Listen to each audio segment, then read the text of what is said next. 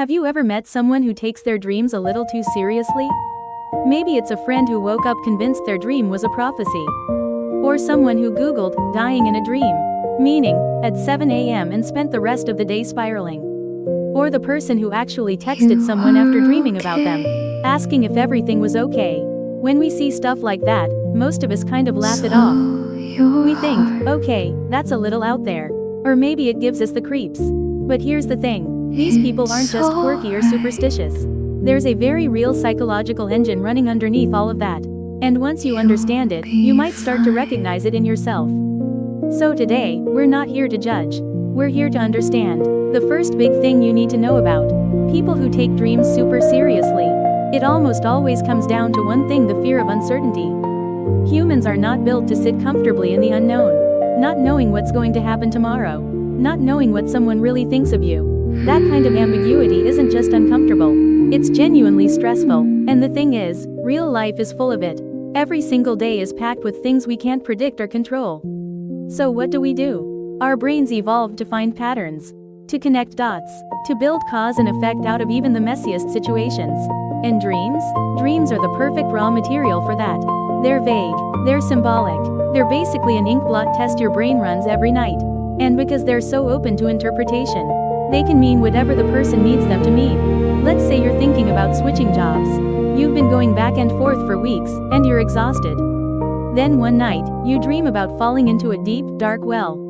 If you don't really believe in dream meanings, you wake up, shake it off, and move on. But if you do believe, that dream becomes urgent. You're Googling, falling into a well dream meaning. You're asking your friends what they think. You're collecting interpretations like clues. And here's what's interesting. It doesn't really matter which interpretation turns out to be right.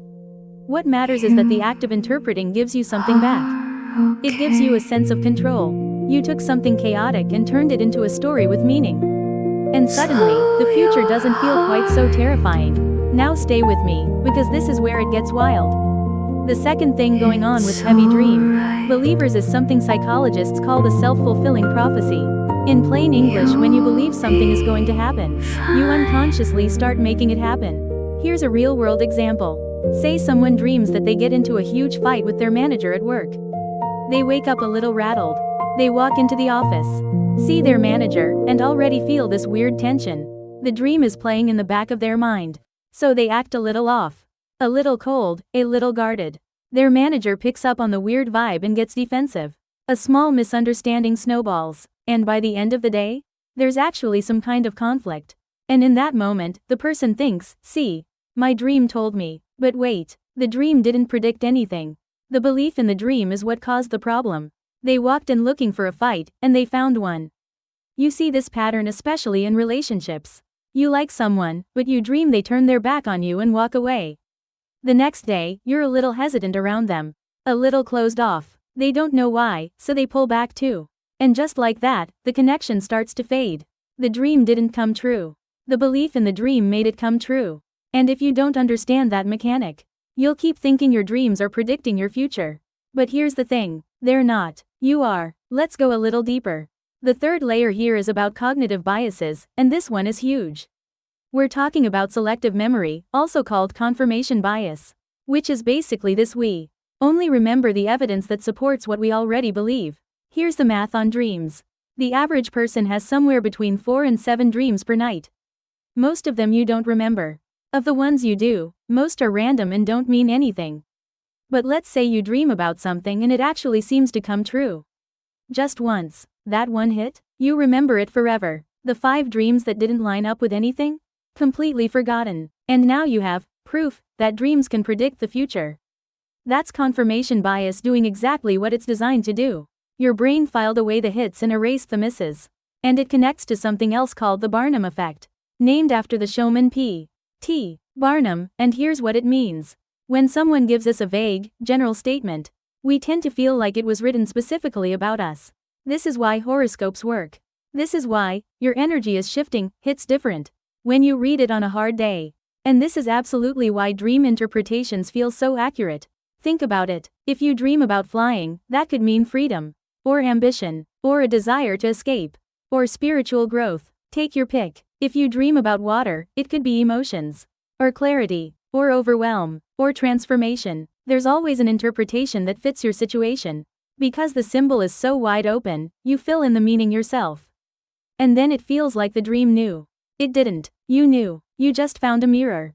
Now, let's talk about the fourth piece. Because this one is actually kind of beautiful. Even if it's a little complicated. People who lean hard into dream belief are often getting a real emotional payoff from it. When life feels scary and out of control, the human mind looks for an exit. For a lot of people, dreams become that exit.